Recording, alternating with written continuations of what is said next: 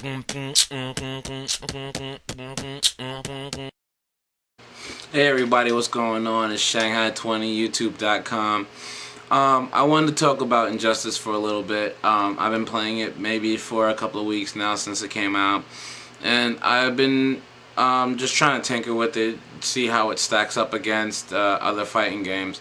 I'd say it stands up very well against the other Mortal Kombat games, Mortal Kombat 9, or just Mortal Kombat. I guess they're too good enough to put a fucking number behind it, but anyway, it's in that caliber. It's not a Street Fighter type, so don't get the idea that you can just jump on the sticks and start pressing a mess of buttons and everything's gonna happen. 9 times out of 10, when you press those mess of buttons, nothing's gonna come out. Everything's very stilted, kind of, in a good way.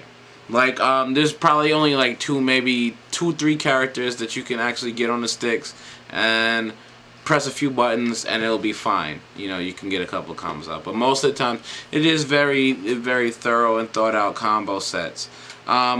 Personally, my favorites, I like Captain Marvel and Batman, of course. I think he's like really good character, top tier. Maybe Superman maybe needs to get a little nerfed. I've been checking the forums and stuff. A lot of people say they don't think that Superman is I would say quite balanced enough, but I mean, I like his moveset. Maybe if the laser beams didn't take so much damage.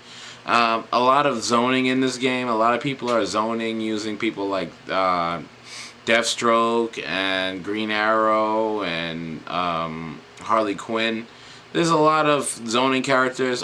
Green Lantern, like there's a lot of those guys that are like ridiculous, but they're even good in themselves. And people who know actually how to play with them can do the zoning and the in game, which I think is pretty fantastic. I think they made the in and out game pretty well, and the hand to hand combats pretty well. A lot of people, like I'd say a few people have counters and stuff, but basically this is. I wanted to say that I like the lineup, but they could have used some more characters. So this is my top 10 characters that should have been in Injustice. Now, just as a caveat, I know that Lobo's in my review or my top 10, and he's already came out. I mean, I've been working on this video for a little bit, but as in my style, it's taking a little bit longer to do it, and I've wanted to wait a little bit until like the shine of the game came off, you know, give it a couple of weeks to kind of actually let people play it and not be covered in like, you know, new game smell, you know, just try to, oh, I love this game, I just played it, this first reaction, I love it, this, that, third. I don't want to do that. I wanted to actually wait, take my time, look online, check out what people have to say about it, look on people's moves lists and stuff like that. But yeah, this is my top 10, and I know Lobo's in it, and he's in the game, but I like to say that's because I'm right. He should be in it. But yeah. Alright guys, well this is the roster as it's constituted right now. Like I said, I don't really have a problem with it, but I wish they could have expanded it more. So my list is just going to be suggestions. I don't have a problem with anybody per se, and like the characters that they have right now. But this is just my little nitpick and my take on it. The first one on the list is going to be Starfire. Starfire is a unique character in the fact that in a fighting game, she would have a lot of different move sets and ways to play. She can fly, she has laser beams, super strength, and she has a lot of, I would say, a lot of history between the characters in the DC universe. The next would be Martian Manhunter. Martian Manhunter also, like Starfire, has a lot of good qualities for a fighting game.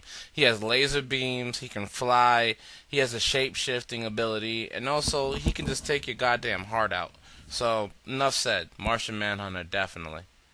Next on our list is Oren. He's the son of Darkseid and has a really horrible temper. He's also a guy from New Genesis, so he has a unique moveset than other people, so I think he would add another layer to the game. Next, we have Zatanna, a prominent member of the Justice League and also part of the magical side of the DC Universe. Like I said before, the DC Universe on the magic side is a little more temperamental, a little more dark. So her move list can have a lot of magic projectiles. She could be a zoning character. I think it's a good idea to have her. Now we have Donna Troy. Donna Troy, I was really debating if she should be on this list because we have Wonder Woman in the game already, and they're very similar characters.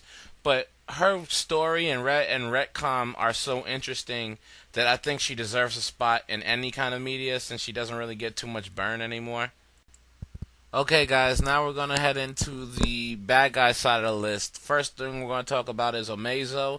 Not so much the one from the cartoons, but the one from the comic books. The one that actually beat the Justice League, absorbed all the powers, and is generally a badass. There's no reason why he can't be the guy who has the little bits and pieces of every character to be this game's Mokujin. Next, we have Hunter Zolomon, aka Zoom. That's another character that I was kind of reluctant on putting in there because of his similarities to Flash, but he has also his own set of moves. He can time travel, and he is seriously a bad guy. So there's no reason why he couldn't be in here as a counter to a Flash player. Even though he's already in the game, the main man, Lobo, he should have been in the game from the beginning. He has indestructibility, he can breathe in space, and he's generally the fucking man. I would say that definitely Lobo should have been in from the beginning, but since he's in there, I can't complain too much. Great job. And now we go into the people that I really felt should have been in this game. Hank Henshaw, aka Cyborg Superman. This dude is such a badass. He's killed the Eradicator. He's a person solely responsible for killing Donna Troy again. And he teamed up with some of the most badass dudes in the DC universe to kill even more people. If he's not one of the biggest threats to the DC universe, I don't know who could be. Last person on the list is Superboy Prime. He's one of the most powerful villains in the DC universe. He also is responsible for the Infinite Crisis and for taking the lives of countless numbers of Green Lanterns. He was also responsible for killing Earth 2 Superman. In Superboy Prime's world, he is the only superhero. So, in his world, DC is actually a comic book series. So you can have him do things like Deadpool and have breaking the third wall. And so, guys, that leads to the end of my list. If you guys have anybody you thought I missed in anything like that, hey, leave me a comment. I know one of my friends definitely told me that I blew it and didn't put Brainiac on this list, which is who he should be fighting in the new movie. Just my opinion. But, yeah, that's it for me. I don't own any property, disclaimer, all that cool stuff. Shanghai20, YouTube.com.